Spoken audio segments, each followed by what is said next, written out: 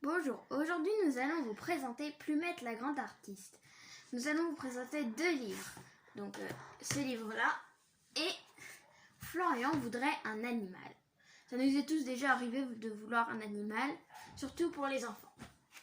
Donc, Plumette la grande artiste a été écrit par Thierry Robert Reich et Loufan. Et par l'initiation Ballon. Donc, là, nous avons l'auteur et la dessinatrice. Là, nous avons l'auditeur. Et là, nous avons le titre. Nous allons commencer l'histoire.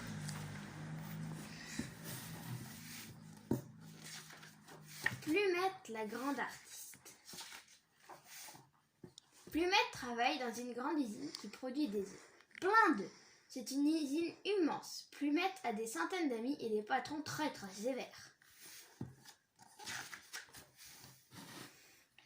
Tous les jours, Plumette fabrique des œufs, toujours les mêmes. Ils sont blancs et ovales. Elle s'ennuie à l'usine.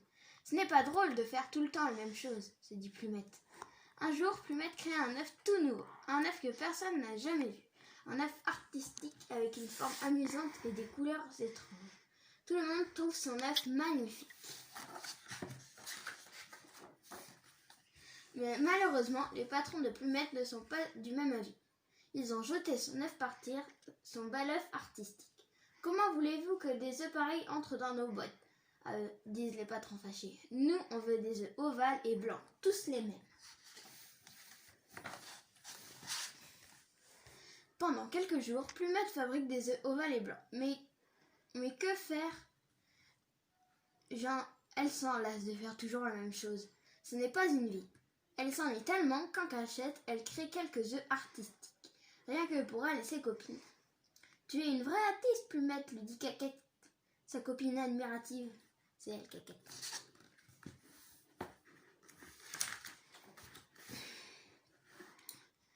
Les patrons de l'usine ont découvert que Plumette fabriquait des œufs artistiques pendant ses heures de travail. Ils décident de mettre Plumette à la porte. On ne veut plus vous voir à l'usine, disent les patrons. Plumette s'éloigne sous la pluie. Elle a perdu son travail. Elle n'a même pas eu le temps de dire au revoir à ses copines. Donc les patrons sont des renards. Pour les renards, ça va pas.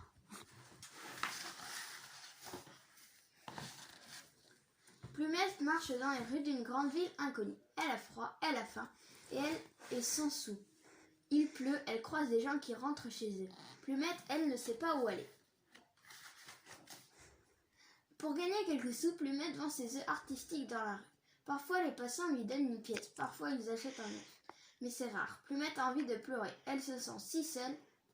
Là, les poussins, ils disent qu'ils sont trop beaux, mais la dame, elle ne veut pas les acheter.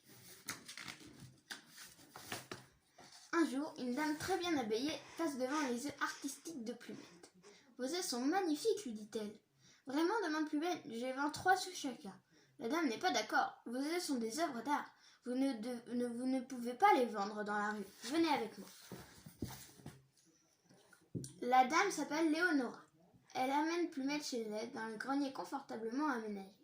Plumette fabrique ses œufs artistiques. Elle crée des œufs complètement fous avec des couleurs et des formes qu'elle n'avait jamais osé imaginer. « Bravo Plumette !» s'exclama Léonora. « Je crois que tu es prête pour ta première exposition. »